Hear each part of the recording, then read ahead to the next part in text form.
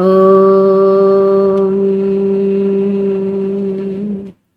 శ్రీకృష్ణాయ నమః. జై గురుదేవ్. వసుదేవసుతం దేవం కంసచాణూరమర్దనం దేవకీ పరమానందం కృష్ణం వందే జగద్గురుం. అతసీ పుష్పసంకాశం ఆరనూపురశోభితం రత్నకంకణకేయూరం కృష్ణం వందే జగద్గురుం. ఉత్ఫుల్లపద్మపత్రాక్షం నీలజీమోదసన్నిభం యాదవానాం శిరోరత్నం కృష్ణం వందే జగద్గురుం. మందారగంధసంయుక్తం చారుహాసం చతుర్భుజం బరీపింఛావచూడాంగం కృష్ణం వందే జగద్గురుం. అతసీ పుష్పసంకాశం హారనూపురశోభితం రత్నకంకణకేయూరం కృష్ణం వందే జగద్గురుం. కుటిలాలకసంయుక్తం పూర్ణచంద్రనిభాననం విలసత్కుండలధరం దేవం కృష్ణం వందే జగద్గురుం. గోపికానాం కుచద్వంద్వ కుంకుమాంకితవక్షసం శ్రీనికేతం మహేశ్వాసం కృష్ణం వందే జగద్గురుం. రుక్మిణీకేళి సంయుక్తం పీతాంబరసుశోభితం అవాప్తతులసీగంధం కృష్ణం వందే జగద్గురుం. శ్రీవత్సాంకం మహోరస్కం వనమాలా విరాజితం శంఖచక్రధరం దేవం కృష్ణం వందే జగద్గురుం. శ్రీకృష్ణాష్టకమిదం పుణ్యం ప్రాతరుద్ధాయ యః పఠేత్ కోటిజన్మ కృతం పాపం స్మరణేన వినశ్యతి. జై గురుదేవ్ అండి అందరికీ. ఈ రోజు మనం శ్రీమదాంధ్ర మహాభారతం ఆది పర్వము పంచమాశ్వాసము 6వ భాగంలోకి వెళ్తున్నాము. అయితే 5వ భాగంలో మనము పాండురాజు సంతానం కోసము కుంతిని అభ్యర్థిస్తాడు. దాని గురించి మాతృస్వామ్య వ్యవస్థ గురించి, అంతకు ముందు ఉన్నటువంటి మాతృస్వామ్య వ్యవస్థ గురించి తెలియజెప్తాడు. అలాగే పితృస్వామ్య వ్యవస్థ ఎలా వచ్చింది అనేసి కూడా చెప్తాడు. అది అయ్యాక ఏం జరుగుతుందో చూద్దాం. 91 వచనం. అనిపుత్ర ముఖావలోకనలోలత్వంబున దీనవదనుండై దేవిం ప్రార్థించిన కుంతియుం పుత్రోత్పాదనోన్ముఖి అయి కుంతి భోజినింటదనకొండొకనాడు దుర్వాసుని చేతంబడసిన మంత్రంబు తెరుంగు పతికెరింగించి యం మంత్రంబునకిది అవసరం వయ్యనే వేల్పునారాధింతు నానతిమ్మనిన సంతసిల్లి కుంతీదేవికిం పాండురాజు ఇట్లనియే. తాత్పర్యం. అని కొడుకుల ముఖాన్ని చూడాలనే కుతూహలంతో దీనవదనుడై పాండురాజు కుంతిని ప్రార్థించగా ఆమె కూడా కొడుకులను కనాలనే కోరికకు అనుకూలమైనదై తన చిన్నతనంలో కుంతీభోజుని ఇంట్లో దుర్వాసుని చేత తాను పొందిన మంత్ర విషయాన్ని భర్తకు చెప్పింది. ఆ మంత్రానికి ఇది సమయమని, ఏ దేవుడిని సేవించాలో ఆజ్ఞాపించమని భర్తను అడిగింది. పాండురాజు సంతోషించి కుంతిదేవితో ఈ విధంగా అన్నాడు. ఇక పాండురాజు ఇక్కడ చెప్తున్నారు, పాండురాజు కొడుకుల్ని చూడాలి అనే కుతూహలం, అంటే ఆయన తపన ఎక్కువైపోయింది. దీనవదనుడైపోయాడు, దీనంగా అయిపోయాడు. ఇక పాండురాజు కుంతినలా ప్రార్థించగానే ఇక ఆమెకు కూడా కొడుకులను పొందాలనే కోరిక కలుగుతుంది. దానితో ఆమె తన చిన్నతనంలో తన తండ్రి ఇంట్లో దుర్వాస మహాముని చేత పొందినటువంటి వరాన్ని గురించి భర్తకు చెబుతుంది. అయితే ఈ మంత్రానికి ఇదే సమయమని భర్తకు చెప్పి ఆయనతో అడుగుతుంది, ఏ దేవుణ్ణి సేవించి కొడుకును పొందాలి అనేసి భర్తను అడుగుతుంది. దానికి పాండురాజు ఎంతో సంతోషించి ఆమెతో ఇలా అన్నాడట. 92 లలితాంగి ఎల్లలో కంబులు ధర్మువు నంద నిలుచు బొలుపుగ ధర్మం దలుపునుమా యాతడ మరి వేల్పుల లోపల బెద్ద ధర్మమున సత్యమునన్. తాత్పర్యం: అందమైన శరీరం కలవు కుంతి, అన్ని లోకాలు ధర్మం మీదనే స్థిరంగా నిలుస్తాయి. ధర్మదేవతను స్మరించుము. దేవతలలో ధర్మములోను సత్యములోను అతడే పెద్దవాడు.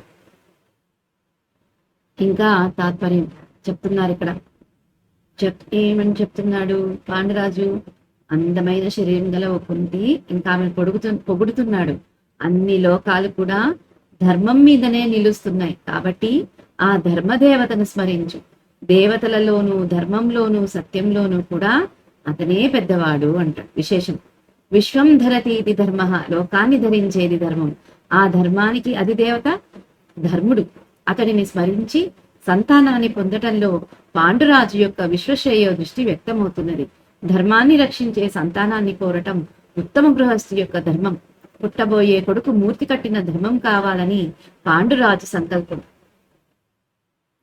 ఇక్కడ ఏం చెప్తున్నారు విశేషంలో? ధర్మానికి అధిదేవత ఎవరు? ధర్ముడు. అయితే ఈయన్ని స్మరించి నువ్వు సంతానాన్ని ఎప్పుడైతే పొందుతావో పాండురాజు ఆయన యొక్క విశ్వముల యొక్క శ్రేయస్సుకు ఉన్నటువంటి దృష్టి, ఆయనలో ఉన్నటువంటి విశ్వ శ్రేయస్సు దృష్టి మనకు కనబడుతుంది. అలాగే ధర్మాన్ని రక్షించేటువంటి సంతానాన్ని కోరటం అనేది ఉత్తమ గృహస్థుడి యొక్క ధర్మం. కాబట్టి పుట్టబోయే కొడుకు మూర్తీభవించిన ధర్మస్థుడు కావాలని పాండురాజు సంకల్పం. 93 వచనం: అని నియోగించిన గుంతియుం బదికి ప్రదక్షిణంబు చేసి సమాహిత చిత్తయై మహాముని ఇచ్చిన మంత్రంబు విధివంతంబు చేసి ధర్ముని నారాధించిన నా ధర్ముండును యోగమూర్తి ధరుండై వచ్చి వరంబిచ్చినంగుంతియు దత్ప్రసాదంబున గర్భంబు దాచి సంవత్సరంబు పరిపూర్ణంబైన. తాత్పర్యం: అని ఆజ్ఞాపించగా కుంతీదేవి భర్తకు ప్రదక్షిణం చేసి మనస్సు నిలిపి మహాముని ఇచ్చిన మంత్రాన్ని యథావిధిగా జపించి ధర్మదేవతను ప్రార్థించింది. ధర్ముడు యోగం చేత రూపాన్ని ధరించి వచ్చి వరమిచ్చాడు. కుంతీదేవి అతని దయవలన గర్భం ధరించి సంవత్సర కాలం పూర్తి కాగానే, ఎప్పుడైతే పాండురాజు ఆజ్ఞాపించగానే కుంతీదేవి భర్తకు ప్రదక్షిణం చేసి నమస్కారం చేసుకుని మనస్సులో ఆ దుర్వాస మహాముని ఇచ్చినటువంటి మంత్రాన్ని నిలుపుకొని ధర్మదేవతను ప్రార్థిస్తుంది. దానితో ధర్ముడు ఇక యోగం చేత రూపాన్ని ధరించి వచ్చి ఆమెకు వరమిస్తాడు. ఇక కుంతీదేవి అతని దయతోటి గర్భాన్ని ధరించింది. సంవత్సరం పూర్తవుతుంది. విశేషం: కుంతి గర్భం ధరించి సంవత్సర కాలం పూర్తి అయిన తర్వాత కుమారుడిని కన్నట్లు ఈ కథనంలో ఉన్నది. సంవత్సర కాలం గడిచినట్లు మూలంలో లేదు. కుంతీదేవి ధర్ముడిని ఆహ్వానించే నాటికి గాంధారి 1 సంవత్సరం గర్భవతి అయి ఉన్నది. సంవత్సరదుతే గర్భే గాంధార్యా జనమే జయ అని మూలం. ఇక విశేషంలో ఏం చెప్తున్నారు? కుంతీదేవి గర్భం ధరించి 1 సంవత్సర కాలం పూర్తి అయిందని ఇక్కడ చెప్తున్నారు. కానీ మూల వ్యాసుడి యొక్క మూలంలో సంవత్సర కాలం గడిచినట్లు చెప్పలేదు అని చెప్తున్నారు. ఇక కుంతీదేవి ధర్ముడిని ఆహ్వానించే సమయానికి అక్కడ గాంధారి గర్భవతి అయి సంవత్సరం అయిందట. 94 కుంతీదేవి యందు ధర్మరాజు జననం. శాత్రవజైత్ర తేజమున సర్వదిశల్వెలు గంగనైంద్ర నక్షత్రయుటుండుగా శశి ప్రకాశ జయోన్నతమైన యష్టమిన్ మిత్రముఖ గ్రహ ప్రతతి మేలుగనాభిజితోదయంబునం పుత్రుడు ధర్మ వంశమున బుట్టె నతి స్థిర ధర్మమూర్తి అయి ధర్మునంశమున బుట్టె నతి ధర్మ స్థిరమూర్తి అయి. ఇంకొకసారండి. శాత్రవజైత్ర తేజమున సర్వదిశల్వెలు గంగనైంద్ర నక్షత్రయుతుండుగా శశి ప్రకాశ జయోన్నతమైన యష్టమిన్ మిత్రముఖ గ్రహ ప్రతతి మేలుగా నాభిజితోదయంబునం పుత్రుడు ధర్మునం శంభున బుట్టెదనతి స్థిర ధర్మమూర్తి అయి. తాత్పర్యం: దిక్కులన్నీ వెలుగగా చంద్రుడు జ్యేష్ఠ నక్షత్రంతో కూడి ఉచ్చస్థితిలో ఉండగా సూర్యాది గ్రహాలు శుభస్థానాలలో ఉండగా అష్టమి నాడు అభిజిన్ ముహూర్త ప్రారంభంలో ధర్మదేవత అంశం చేత శత్రువులను జయించగల పరాక్రమంతో ధర్మరాజు జన్మించాడు. ఇక్కడ ఏం చెప్తున్నారు? దిక్కులన్నీ వెలిగిపోయాయట. ధర్మరాజు పుట్టే సమయంలో చంద్రుడు జ్యేష్ఠ నక్షత్రంలో ఉచ్చస్థితిలో ఉన్నాడట. సూర్యాది ఇతర నవగ్రహాలన్నీ శుభస్థానాలలో ఉన్నాయట. ఇక అష్టమి రోజు అభిజిన్ ముహూర్తం ప్రారంభంలో ధర్మదేవత అంశం చేత శత్రువులను జయించే మహాపరాక్రమవంతుడైనటువంటి ధర్మరాజు జన్మించాడు. విశేషం: ఆంధ్ర మహాభారత సంశోధిత ముద్రణ ప్రతిలో ఈ క్రింది వివరణం అధసూచికలో ఇవ్వబడింది. యుధిష్ఠిరుడు వికృతి సంవత్సర పాల్గొన బహుళ అష్టమి యందు జన్మించినట్టు భారత కూలంకష వ్యాఖ్యాకారుడు వివరించును. కలియుగాది ప్రమాది సంవత్సరం చైత్ర ప్రశుద్ధ పాడ్యమి గనక ఆ పైని 108 ఏళ్లను 8 దినముల కిందట యుధిష్ఠిర జననం. ఆ తిథికి అనగా పాల్గొన బహుళ అష్టమికి జ్యేష్ఠా నక్షత్రము వచ్చును. జయతిథిని అవును. ధర్మరాజు తర్వాత సంవత్సరమునకు భీముని పుట్టుక. ఖర సంవత్సర పాల్గొన శుక్ల త్రయోదశి మాఘ నక్షత్రము.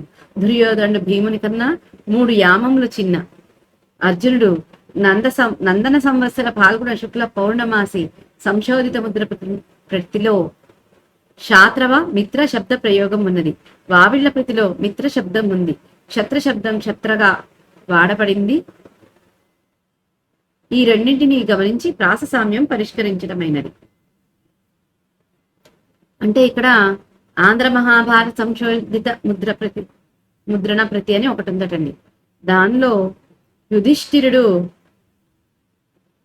కలియుగానికి ఆరంభము ఏంటి అంటే ప్రమాది సంవత్సరం చైత్రశుద్ధ పాడ్యమి. అయితే అక్కడికి 108 ఏళ్ల 8 రోజుల కిందట యుధిష్ఠుడి యొక్క జననం జరిగింది.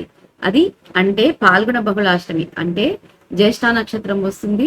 ఇది జయము అయ్యేటువంటి తిథి కూడాను అని చెప్తున్నారు. ఇక్కడ ధర్మరాజు పుట్టిన సంవత్సరానికి భీముడి పుట్టుక జరుగుతుంది. ఆ తర్వాత దుర్యోధనుడు భీముడి కన్నా 3 యామములు చిన్న అంతే. ఇక అర్జునుడు నందన సంవత్సర పాల్గొన శుక్ల పౌర్ణమాసిలో పుడతాడని సంశోధిత ముద్రణామృతిలో చెప్పారు. నన్నయ్య ధర్మజుని పుట్టుకను ఉత్పలమాలలో వర్ణించాడు. మహావీరుల పుట్టుకలను వారికి సంబంధించిన అంశాలను వర్ణించినప్పుడు కొన్నిటికి ఉదాత్త గంభీరమైన ఉత్పల చంపకమాల వృత్తాలను ఎన్నుకొని నన్నయ్య సజాతీయ ఛందస్సంవాద శిల్పాన్ని వెలార్చి పద్య విద్యను ప్రదర్శించాడు. ఉదాహరణకు కర్ణుని పుట్టుక పాండురాజు తనకు సంతానాన్ని సమకూర్చమని కుంతిని కోరటం, విషితాశ్వుని పరాక్రమం, మరొక పుత్రుని కొరకు వాయుదేవుడిని ఉపాసించుని పాండురాజు కుంతిని కోరటం, భీముని పుట్టుక ఇంద్రుని అంశతో కుమారుడిని కనుమని పాండురాజు కుంతిని కోరటం, ధర్మాజులనందరినీ పాండురాజు పుత్రులుగా గుర్తించి హస్తినాపురి ప్రజలు మొదటిసారిగా వారిని చూసిన తీరు మొదలైన చోట్ల చంపకమాలలు గమనించదగినవి. ధర్మరాజు జనం, ధార్తరాష్ట్ర రాజ్యపాలనం, పాండురాజు విలాసం, సంతానం కొరకు ప్రార్థన, మాద్రి సంతానం కొరకు పరితపించటం, హస్తినాపుర ప్రజలు పాండవులను అసాధారణ వ్యక్తులను కీర్తించటం, ఏకలవ్యుని వర్ణనం ఉత్పలమాలలో ఉన్నాయి. ఈ పద్యాలన్నింటిలో కంటే ధర్మజుని పుట్టుక వర్ణించే ఉత్పలమాల వృత్తంలో సంయుక్తాక్షరంతో దుష్కరప్రాస వాడి మిగిలిన వారి కంటే ధర్మజుని సంక్లిష్టమైన ఉదాత్త వ్యక్తిత్వాన్ని ధ్వనింపచేయటం విశేషం. పద్య రచనలో కాంతి అనే శబ్దగుణాన్ని ఉజ్వలంగా పోషించి నన్నయ్య గుణభద్రచనా శిల్పాన్ని వెలార్చాడు. శాత్రవ జైత్ర తేజమున సర్వదిశల్ వెలుగంగ అనే విశేషణంలోనే కాంతి గుణం సూచించబడింది. ఉజ్వలమైన తారాచంద్ర గ్రహ దైవ బలాల వర్ణనతో అది ప్రకాశించింది. జ్యేష్ఠ నక్షత్రంలో తారాబలం, చంద్రుడి శుభస్థితిలో చంద్రబలం, మిత్రగ్రహ స్థితిలో గ్రహబలం, అతిస్థిర ధర్మమూర్తి అని చెప్పి లోకాన్ని ధరించే ధర్మమే మూర్తి కట్టిన వాడని చెప్పటంతో దైవబలం సూచించడం వలన ఒక పరిపూర్ణ పురుషుడి ఉజ్వల వ్యక్తిత్వాన్ని నన్నయ్య ధ్వనింపచేశాడు.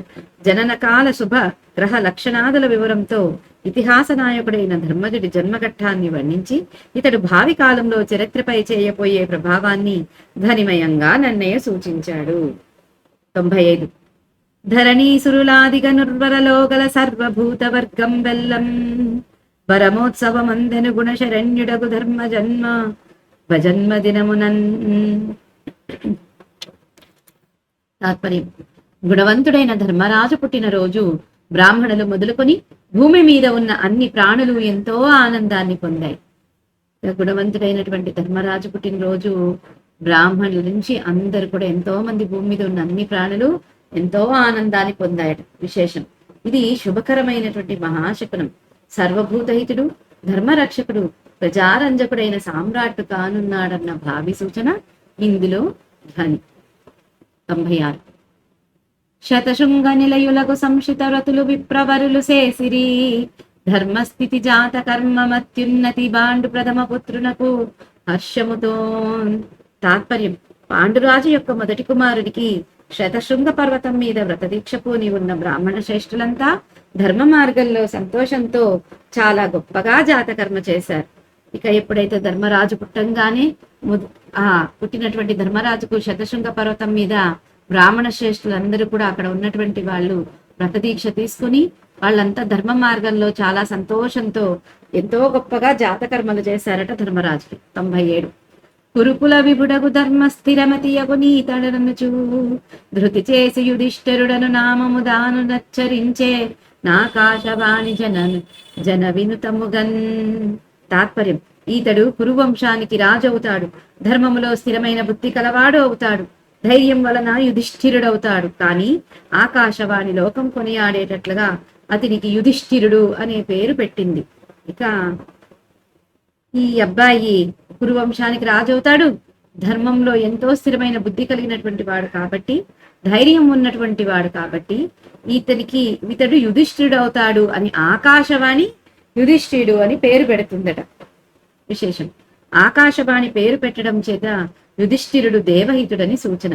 పాండు ధృతరాష్ట్రుల తర్వాత వంశకర్తల గౌరవం నిలిపే చక్రవర్తి అతడవుతాడని, ధర్మాచరణంలో వీరుడు ధీరుడు స్థిరుడు అయ్యి ధర్మ వీర రస ప్రధాన కథానాయకుడు కాగలడని ధ్వని. మహాభారత ఇతిహాసంలో మొదటి నుండి చివరి దాకా ధృతితో నిలిచే ధర్మమూర్తి యుధిష్ఠిరుడు. పాండురాజు ధృతరాష్ట్రుల తర్వాత వంశకర్తల గౌరవం నిలిపే చక్రవర్తి ఇతనే అవుతాడు అని చెప్పి ఆకాశవాణి చెబుతుంది ఇక్కడ అని చెప్పి చెప్తున్నారు. 98 గాంధారి యుదరతాడనంబు గావించుకునుట. వచనం: ఇట్లు పుత్రోదయంబున పరమహర్ష సంపూర్ణ హృదయుండై పాండురాజు కుంతీమాదృశత సహితుండై శతశృంగంబున నుండునంత నటముందర ధృతరాశ్రువలనం గాంధారి కృష్ణద్వైపాయను వరంబున గర్భంబు దాల్చి యొక్క సంవత్సరంబు నిండిన బ్రసూతిగాకున్నం బదరుచు పుత్ర లాభలాలసయ్యున్నయది ఎప్పుడై యుధిష్ఠిరు జన్మంబు విని మనస్తాపంబున నుదర తాడనంబు చేసుకొనిన గర్భపాతంబగుడును. తాత్పర్యం: ఇలా కొడుకు పుట్టడం వల్ల ఎంతో ఆనందించి పాండురాజు కుంతీమాద్రులతో శతశృంగాన ఉండగా హస్తినాపురంలో కృష్ణద్వైపాయనుని వరం చేత ధృతరాష్ట్రుని వలన కుంతి కన్నా ముందే గర్భవతి అయిన గాంధారి 1 సంవత్సరమైనా తనకు కాన్పు కాకపోవటంతో త్వరపడుతూ కొడుకును పొందాలనే తహతహలాడుతూ ఉండగా యుధిష్ఠిరుడు కుంతికి పుట్టాడని విని కడుపును బాదుకోగా గర్భపాతం అయ్యింది. ఇంకా తాత్పర్యంలో ఏం చెప్తున్నారు? ఇక్కడ కొడుకు పుట్టడంతో ఎంతో ఆనందిస్తాడు పాండురాజు. అక్కడ కుంతి మాదిరిలతో శతశృంగాన ఆయన ఉంటే, ఇక్కడ హస్తినాపురంలో ధృతరాష్ట్రుని చేత కుంతి కంటే ముందే గర్భవతి అయింది గాంధారి.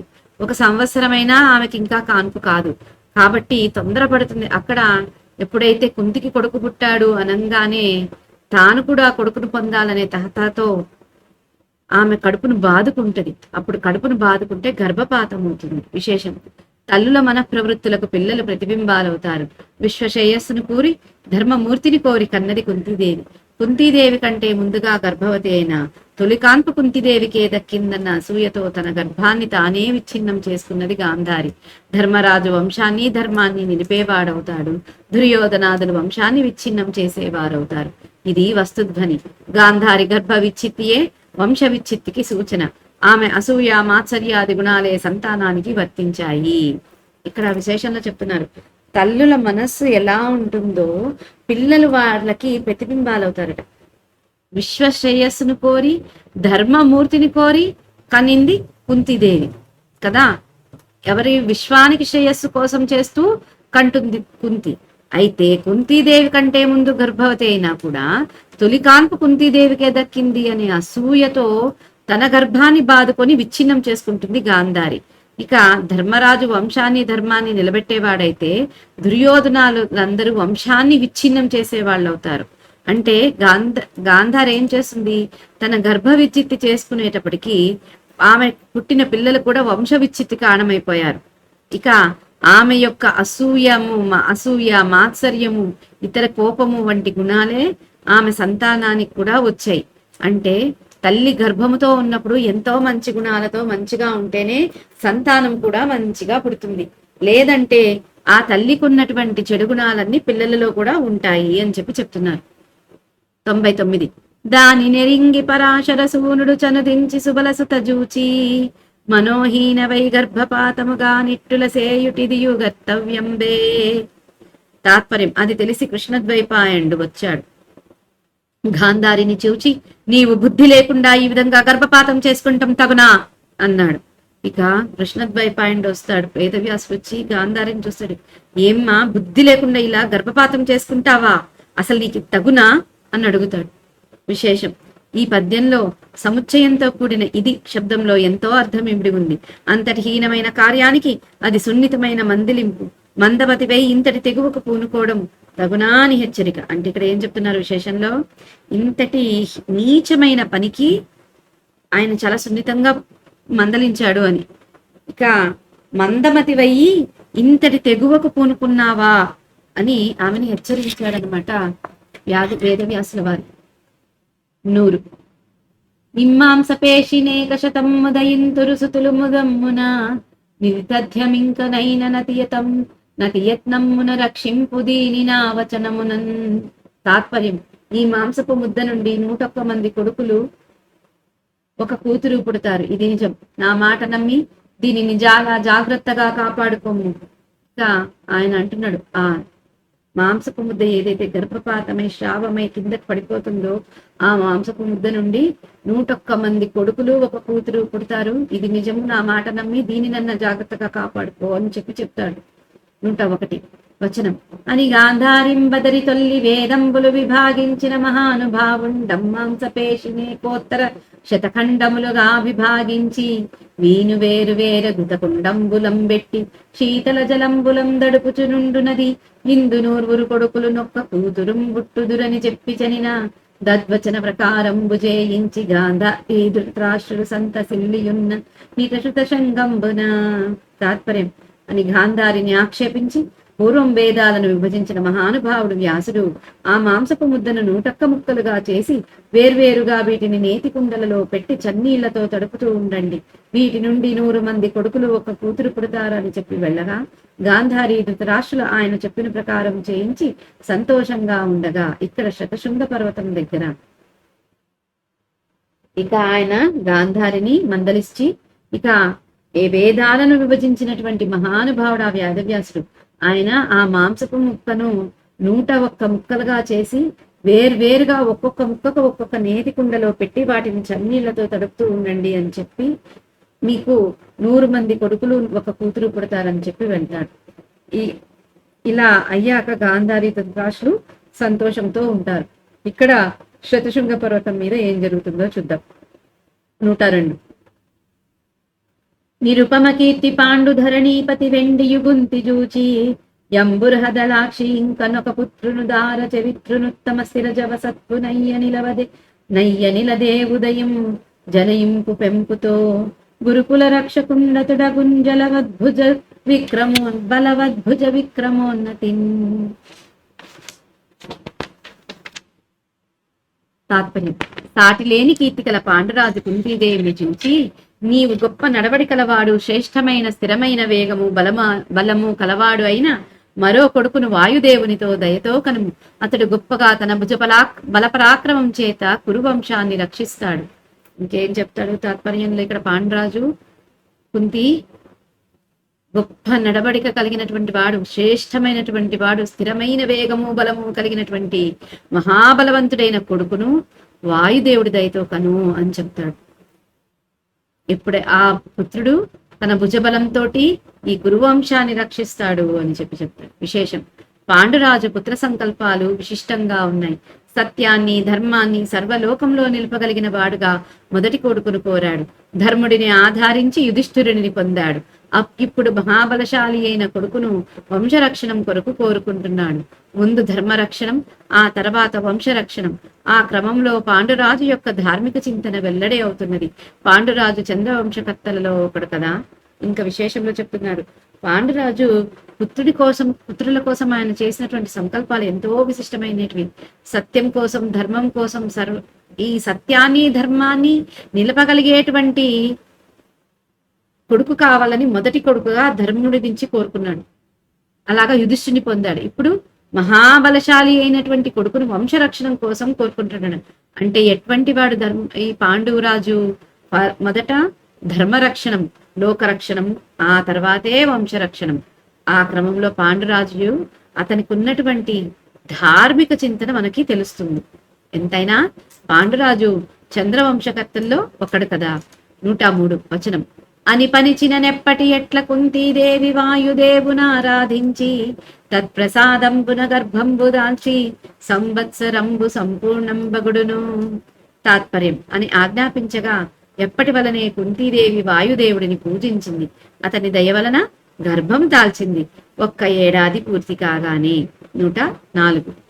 సుతుడు నభస్వద్వంశమున సుస్థిరుడయ్యుదయించినన్ మహాయతి కృతజాత కర్ముడగునాతని కాతత వీర్య విక్రమోన్నతునకు భీమసేనుడను నామముదానునరించే దివ్య స్వాక్సతి శతశృంగ శైల నివసన్ముని సంఘం సంతసిల్లగన్. తాత్పర్యం. వాయుదేవుని అంశతో మహాబలవంతుడైన కొడుకు పుట్టగా మహర్షులు అతనికి జాతకర్మ చేశారు. అధిక బలపరాక్రమాల చేత ఉన్నతుడైన ఆ బాలునికి శతశృంగ పర్వతం మీద నివసించే మహర్షులందరూ సంతోషించేటట్లుగా ఆకాశవాణి భీమసేనుడని నామకరణం చేసింది. వాయుదేవుని అంశతో మహాబలవంతుడైనటువంటి కొడుకు పుడతాడు. అప్పుడు అక్కడ ఉన్నటువంటి ఆ శతశృంగ పర్వతం మీద ఉన్నటువంటి మహర్షులందరూ అతనికి జాతకర్మ చేస్తే ఇక ఆ బాలుడికి వాళ్ళందరూ సంతోషించేటట్టుగా ఆకాశవాణి భీమసేనుడు అని నామకరణం చేసిందట. విశేషం. ఈ పద్య రచనలో ప్రసాదగుణం పోషింపబడింది. ముని సంఘం పొందిన సంతోషానికి కారకుడైన భీముని పుట్టుకను ఈ గుణంలో వర్ణించడం ఔచిత్యం. ధర్మజుని పుట్టుకను వర్ణించిన పద్యంలో సంయుక్తాక్షరమైన తవర్ణాన్ని ప్రాసగా నిలపటం వలన ధర్మజుడు నాయకుడు కాగా, ఈ వృత్తంలో అసంయుక్తమైన తకారం ప్రాసగా నిలపటం వలన భీమసేనుడు అనునాయకుడుగా ఎల్లప్పుడూ అన్నను అనుసరించి ఉంటాడని ఛందశిల్పంతో నన్నయ సాధించిన వస్తుధ్వని. 105. దుర్యోధనాదుల జననం. అనిలజు పుట్టిన దివసముననయట యద్ధుర్యోధనుండు నరసుత ధృతరాష్ట్రునకు గాంధారికి నగ్రనందనుడు ఘనుడు పుట్టె గలియంశమునన్. తాత్పర్యం. ఓ జనమేజయ మహారాజా, వాయుపుత్రుడు భీముడు పుట్టిన రోజే హస్తినాపురంలో గాంధారి ధృతరాష్ట్రకు కలి అంశతో పెద్ద కొడుకుగా గొప్పవాడైన దుర్యోధనుడు పుట్టాడు చెప్తున్నారు. ఇక వైశంపాయన మహర్షి జనమేజడికి, ఓ జనమేజయ మహారాజా, ఈ వాయుపుత్రుడు భీముడు పుట్టిన రోజే హస్తినాపురంలో గాంధారి ధృతరాష్ట్రకు కలి అంశతో పెద్ద కొడుకుగా గొప్పవాడైనటువంటి దుర్యోధనుడు పుట్టాడు అని చెప్తున్నారు ఇక్కడ. 106. ఆ దుర్యోధనుడుద్భవిల్లుడును గ్రవ్యాధారవంబుల్ ఆ దుర్యోధనుడుద్భవిల్లుడును గ్రవ్యాధారవంబుల్ శివానాదంబుల్ మదగూక గుంకృతలు నానారాస సభాధ్వనముల్ భూదిక్కంపుగా జలంగి విగతాంభోభృన్నభ్యో వీధియం దాదిత్యద్యుతిమాయగా గురిసే నుగ్రాసం మహావర్షముల్. తాత్పర్యం. దుర్యోధనుడు పుట్టగానే క్రూర మృగాల అరుపులు, నక్కల కూతలు, మదించిన గుడ్లగూబల ఝంకారాలు, నినాదాలైన గాడిదల ఓంటలు భూమి దిక్కులు కంపించే విధంగా చెలరేగాయి. ఆకాశంలో నీటిని ధరించిన మేఘాలు తొలగి సూర్యకాంతి మాసేటట్టుగా భయంకరమైన పెద్ద నెత్తుటి బాణలు కురిశాయి. దుర్యోధనుడు పుట్టంగానే ఏమైందట? క్రూర మృగాలు అరిచాయట, నక్కలు ఊళలేశాయట, మదించిన గూబలన్నీ గుంకారాలు చేశాయట, ఇక రకరకాల గాడిదలు ఓంటలు పెట్టాయట, భూమి దిక్కులు కంపించిపోయాయట. ఇక ఆకాశంలో నీటిని నింపుకున్నటువంటి మేఘాలు పక్కకు పోయి సూర్యకాంతి కనపడనట్లుగా భయంకరమైన పెద్ద నెత్తుటి వానలు కురిశాయట దుర్యోధనుడు పుట్టంగానే. విశేషం. ఇవి అన్ని లోకోపద్రవాన్ని సూచించే అపశకునాలు. పాండురాజు పెద్ద కొడుకు పుట్టినప్పుడు సర్వలోకానందకరాలైన శుభశకునాలు కలిగాయి. ధృతరాష్ట్రుని పెద్ద కొడుకు పుట్టినప్పుడు సర్వలోకారిష్టదాయకాలైన అపశకునాలు కలిగాయి. ఇవి భావికథలో కురువంశంలో వాళ్ళిద్దరూ వరుసగా నిర్వహించే నిర్మాణాత్మక విధ్వంసాత్మక పాత్రల ప్రవృత్తులను ధ్వనింపచేస్తున్నాయి. 107 వచనం.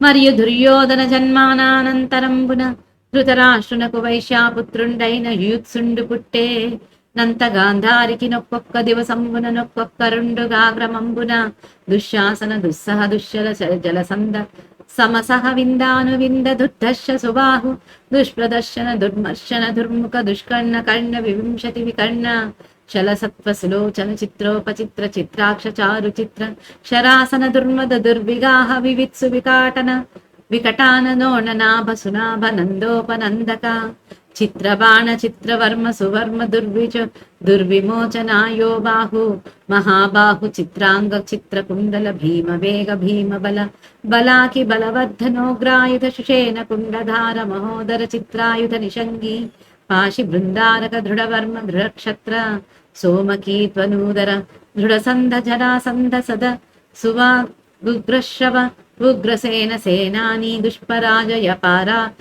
పరాజిత కుండశాయి విశాలాక్ష దురాధర దుర్జయ దృఢహస్త సుహస్తవాత వేగ సువచ్చ ఆదిత్య కేతు బహ్వాశినాగ దత్తాగ్రయాయి కవచి క్రధన కుండీ ధనుర్ధరోగ భీమ భీమరత వీర బాహ్వలోలుపాభయ రౌద్రకర్మ దృఢరథాశ్ర యానాదృశ్య కుండభేది విరావి ప్రమథ ప్రమాధి దీర్ఘరోమ దీర్ఘబాహు కూఢోరు కనకధ్వజ కుండాశి విరజసులనంగా నూరుగురు కొడుకులు పుట్టిన తాత్పర్యం. అంతేకాక దుర్యోధనుడు పుట్టిన తర్వాత ధృతరాష్ట్రుడికి వైశ్యకుల పత్ని వలన యుత్సుడనే కొడుకు పుట్టాడు. ఆ తర్వాత గాంధారికి రోజుకొక కొడుకుగా దుశ్శాసనాదులు వరుసగా పుట్టారు. ఈ విధంగా మొత్తం 100 కొడుకులు పుట్టారు. ఇక ఇక్కడ ఏం చెప్తున్నారు, దుర్యోధనుడు పుట్టిన తర్వాత ధృతరాష్ట్రుడికి వైశ్యకులానికి చెందినటువంటి పత్నితోటి యుత్సుడు అనే కొడుకు పుడతాడట. ఆ తర్వాత గాంధారికి ఒక్కొక్క రోజుకి ఒక్కొక్క కొడుకుగా పుడతారు. 900 మంది కొడుకులు పుడతారు దుశ్శాసనాదులంతా. ఆ పేర్లు చూద్దాం. దుశ్శాసనుడు, దుస్సహుడు, దుశ్శలుడు, జలసంధుడు, సమడు, సహుడు, విందాను విందడు, దుర్ధర్షుడు, సుబాహుడు, దుష్ప్రదర్శనుడు, దుర్మర్శనుడు, దుర్మఖుడు, దుష్కర్ణుడు, కర్ణుడు, వింశతి, వికర్ణుడు, శల, సత్వ, సులోచన, చిత్రోపచిత్ర, చిత్రాక్ష, చారుచిత్ర, శరాసన, దుర్మద, దుర్విగాహ, వివిత్సు, వికటాన, నోణనాభ, సునాభ, నందోపనందక, చిత్రబాణ, చిత్రవర్మ, సువర్మ, దుర్విమోచన, యోబాహు, మహాబాహు, చిత్రాంగ, చిత్రకుండల, భీమవేగ, భీమబల, బలాకి, బలవర్ధ, నోగ్రాయుధ, సుషేణ, కుండధార, మహోదర, చిత్రాయుధ, నిషంగి, పాశి, బృందారక, దృఢవర్మ, దృఢక్షత్ర, సోమకి, తనూధర, దృఢసంధ, జరాసంధ, సద, సువ, ఉగ్రశ్రవ, ఉగ్రసేన, సేనాని, దుష్పరాజ, అపరాజిత, కుండశాయి, విశాలాక్ష, ధురాధర, దుర్జయ, దృఢహస్త, సుహస్త, వాతవేగ, సువచ్చ, ఆదిత్యకేతు, బహ్వాషి, నాగదత్తాగ్రయాయి, కవచి, ప్రధన, కుండి, ధనుర్ధ, రోగ్ర, భీమరథ, వీరబాహ్వ, లోలు, పాభయ, రౌద్రకర్మ, దృఢరథాశ్ర, యానాదృశ్య, కుండభేది, విరావి, ప్రమథ, ప్రమాథి, దీర్ఘరోమ, దీర్ఘబాహు, వ్యూఢోరు, కనకధ్వజ, కుండాశి, విరజసు. ఇలా 100 మంది పుత్రులు పుట్టారు వాళ్ళకి. 108. ఆ తనూజల కందర కనుజియైల తాంగి దుశ్శలయను కూతురమర బుట్టే నందు దౌహిత్రవంతుల దైన్య పుణ్యగతియుగాంతునేనని పొంగె గౌరవుండు. తాత్పర్యం, ఆ కొడుకులందరికీ చెల్లెలుగా సుకుమారి అయి దుశ్శల అనే కూతురు పుట్టింది. ఆమె వలన దౌహిత్రులు కలవాళ్లు పొందే పుణ్యలోకాన్ని కూడా పొందుతానని ధృతరాష్ట్రుడు సంతోషించాడు. ఇక ఏం చెప్తున్నారు, కొడుకులందరికీ చెల్లెలుగా సుకుమారైనటువంటి దుశ్శల అనే కూతురు పుడుతుంది. ఇక ఆమె నుంచి దౌహిత్రులు అంటే ఏంటి, మనుమడు పుట్టేటువంటి మనవళ్ళ నుంచి పొందేటువంటి పుణ్యలోకాలన్నీ తాను పొందుతాను అని ధృతరాష్ట్రుడు సంతోషిస్తాడట. విశేషం, దుహిత అంటే కూతురు కొడుకు దౌహిత్రుడు. 109. ఇట్లే కోత్తర శతపుత్రులంబడసి కృతార్థుండయ్యున్న ధృతరాష్ట్రు కడకు భీష్మ విదురాది బంధు జనంబులు పురోహిత ప్రముఖ బ్రాహ్మణ వరులను వచ్చి యొక్క నాడే కాంతంబుననిట్లనిది. తాత్పర్యం, ఈ విధంగా 101 మంది పిల్లల్ని పొంది కోరిక తీరిన ధృతరాష్ట్రుని కరకు వచ్చి భీష్ముడు, విదురుడు మొదలైన బంధువులు, పురోహితుడు మొదలైన బ్రాహ్మణ శ్రేష్ఠులు వచ్చి ఒంటరిగా ఉన్న అతనితో ఇట్లా అన్నారు. ఇక 101 మంది పిల్లల్ని పొంది ఎంతో సంతోషంగా ఉన్నాడట ధృతరాష్ట్రుడు. అలాంటి సమయంలో భీష్ముడు, విదుడు, ఇక బంధువులు, పురోహితులు అందరూ కూడా, బ్రాహ్మణ శ్రేష్ఠులు అందరూ వచ్చి ఆయనతో ఇలా అన్నారట. 110 మన దుర్యోధను జన్మంబున బెక్కులు దుర్నిమిత్తములు పుట్టే జగజ్జన సంక్షయజను నుండగునని పలికెదర వెరుకగల మహాత్ములు వాణి. తాత్పర్యం, మన దుర్యోధనుడు పుట్టినప్పుడు అనేక దుశ్శకునాలు పుట్టాయి. జ్ఞానులైన మహాత్ములు వాడు లోకజనాశకుడని అంటారు. ఇంకా ఏం చెప్తున్నారు ఇక్కడ? మన దుర్యోధనుడు పుట్టినప్పుడు ఎన్నో దుశ్శకునాలు పుట్టాయి అయ్యా. జ్ఞానులైనటువంటి మహాత్ములు అందరూ చెప్తున్నాడు వీడు లోక జననాశకుడు అని చెప్పి అన్నారంట వాళ్ళు. 111 కులమునకు నకిల లోకంబులకు నపాయంబు సేయు పురుషాధము నిమ్ముల దూషించి జగంబును గులమును రక్షించుటరుదే కువలయనాథ. తాత్పర్యం, ఓ ధృతరాష్ట్ర మహారాజా, కులానికి లోకాలకు కీడు కలిగించే నీచుడైన దుర్యోధనుడిని వదిలివేసి లోకాన్ని కులాన్ని రక్షించటం తగదా? ఇంకా చెప్తున్నారు, ఓ ధృతరాష్ట్ర మహారాజా, కులానికి లోకానికి కీడును కలిగించే నీచుడైన వాడు ఈ దుర్యోధనుడు. వాణ్ణి వదిలేస్తే ఈ లోకము కులము రక్షించటం జరుగుతుంది కదా అని అంటున్నారన్నమాట వాళ్ళు. 112 కావుననిప్పుడ దుర్యోధను దూషింతము నీకు వెండియు పుత్ర శతంబు సంపూర్ణం వై పెరుగుచున్నయది యనిన ధృతరాష్ట్రుండు పుత్రమోహంబున నప్పలుకులు విననొల్లకుండే నంతనట శతశృంగంబున కుంతీదేవి భీమసేను సుపుత్రం బడసి దశమ దివసంబున వేల్పులకు మృక్క గొడుగొనెత్తుకొని దేవగృహంబునకు బోగునెడ నతి విషమ గహన గిరిగహ్వరంబున నుండి యొక్క పులి వెలువడి యామిషార్థి అయి పైకి లంఘించిన. తాత్పర్యం, అందువలన ఇప్పుడే దుర్యోధనుణ్ణి విడిచిపెట్టుము, నీకు ఇంకా 100 మంది పిల్లలు నిండుగా పెరుగుతున్నారు అని అనగా, ధృతరాష్ట్రుడు పుత్రమమకారంతో ఆ పలుకులు వినటానికి ఇష్టపడలేదు. అక్కడ శతశృంగ పర్వతం మీద కుంతి భీమసేనుడిని కని 10వ రోజున దేవతలకు మొక్కటానికి ఆ బాలుడిని ఎత్తుకుని దేవాలయానికి పోయే చోట మిక్కిలి పిట్టవల్లాలై ప్రవేశించి సాధ్యం కాని ఆ కొండ గుహ నుండి ఒక పులి బయటకు వచ్చి మాంసాన్ని కోరి మీదికి దూకగా. ఇంకా ఏం చెప్తున్నారు ఇక్కడ? దుర్యోధన్ని విడిచిపెట్టేయ్యప్ప, ఇక 100 మంది పిల్లలు ఉన్నారు, నీకు ఒకరా ఇద్దరా, సంతోషంగా ఉండు అంటే ధృతరాష్ట్రుడికి పుత్రుడి కొడుకు మీద మమకారం చావలేదనమాట. దాంతో ఆయన వాళ్ళు చెప్పిన మాటలు వినడానికి అస్సలు ఇష్టపడలేదు. ఇది ఇక్కడ హస్తినాపురంలో జరిగితే అక్కడ శతశృంగ పర్వతం మీద కుంతి భీమసేనుని కన్నా 10వ రోజు దేవతలను నమస్కరించుకోవడానికని దేవాలయానికి వెళ్తుంది. అయితే అక్కడ ఎత్తుకుని ఆ దేవాలయానికి వెళ్ళేటప్పుడు మిట్టపల్లాలలో ప్రవేశించడానికి సాధ్యం కానటువంటి ఒక కొండ గుహలో నుంచి పులి బయటకు వస్తుంది, మాంసం కోసం వీళ్ళ మీదకి ఎగురుతుందన్నమాట. 113 భీముని శరీరధారుఢ్యము. వీరుడు పాండు మహీపతి దారుణ బాణత్రయమును దద్భ్రాగ్యంబన్ ధారుని ద్రళ్ళగ నడుమన భూరి భుజుండేసి కాచబుత్రుందేవిన్. తాత్పర్యం, వీరుడు బలమైన భుజాలు కలవాడు అయిన పాండురాజు భయంకరాలైన 3 బాణాలతో మధ్యలోనే ఆ పులిని భూమి మీద చచ్చిపడేటట్లు పుట్టి కొడుకు భీముడిని, భార్య కుంతీదేవిని కాపాడాడు. ఈ లోపల ఎప్పుడైతే ఆ పులి మీదకి దుముకుపోతుందో పాండురాజు బాణాలతో ఆ పులిని కొట్టి దానిని చంపి ఇక భార్యని కొడుకును కాపాడుకుంటాడు. 114 పురుషాదూల భయంబున బరవశయ్యై కుంతియున్న బాలకుడు శిలోత్కరముపై పడియదన నిష్ఠురతన హృతి చేసి రాలు చూర్ణంబులుగన్. తాత్పర్యం, పెద్ద పులి వలన కలిగిన భయంతో కుంతీదేవి శరీరం స్వాధీనం తప్పగా బాలుడు భీముడు కింద పడ్డాడు. కఠినమైన అతని శరీరం తాకిడికి ఆ కొండ మీద రాళ్లు పొడి అయ్యాయి. ఎప్పుడైతే పులిని చూసిందో ఈమె భయపడిపోయింది. కుంతి చేతిలో ఉన్న 10 రోజుల పిల్లవాడిని గబుక్కన జారిపోతాడు. పిల్లోడు చేతిలో నుంచి కింద పడిపోతాడు. కింద పడితే భీముడు కింద పడేటాడు, కింద పడ్డ రాళ్లు నుజ్జైపోతాయట. అంతటి శక్తివంతుడు భీముడు. చూడండి 115 దానింజూచి పాండురాజు సంభ్రమంబున బరి తెంచి విస్మితుండై కొడుకు నెత్తుకొని కుంతీదేవిందోడ్కొని వేల్పులకు మొక్కించి మగుడిని జాశమంబునకు వచ్చి సుఖంబుండి. గాంధారీ ధృతరాష్ట్రులకు పుత్ర శతంబు పుట్టుట విని ఋషుల వలన దివ్య మంత్రోపదేశం గుగుని. తాత్పర్యం: దానిని చూసి పాండురాజు వేగిరపాటుతో వచ్చాడు. ఆశ్చర్యపడి ఆ కొడుకుని ఎత్తుకున్నాడు.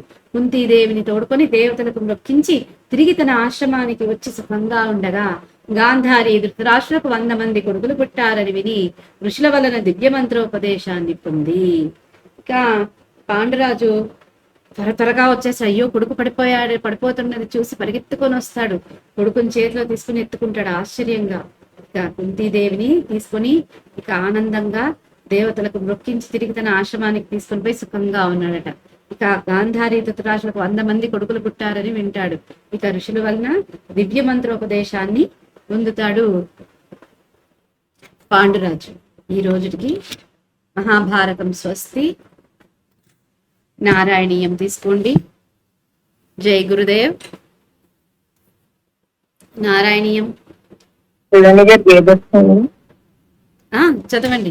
వెంకటలక్ష్మి 56వ దశకం అండి. 7, 8 చదవండి.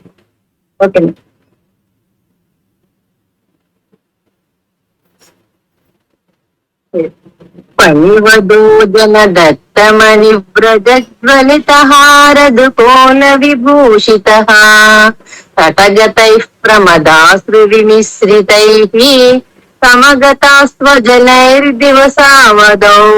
బాగా చదివారు వెంకటలక్ష్మి గారు. స్వామి, అప్పుడు నాగకాంతులు అనేక మణులను ప్రకాశించుచున్న హారములను పట్టు వస్త్రములను నీకు బహుమతిగా సమర్పించిరి. నీవు వాటిని ధరించి ఎంతయూ శోభిల్లితివి.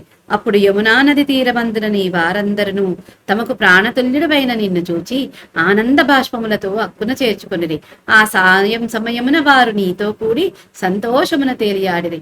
ఆ విధముగా ఆ సంధ్యకాలమున నీవు వారితో కలిసి ఉంటివి. ఇక్కడ నాగకాంతలందరూ చెప్తున్నాడు నానబట్ట తిరివారు.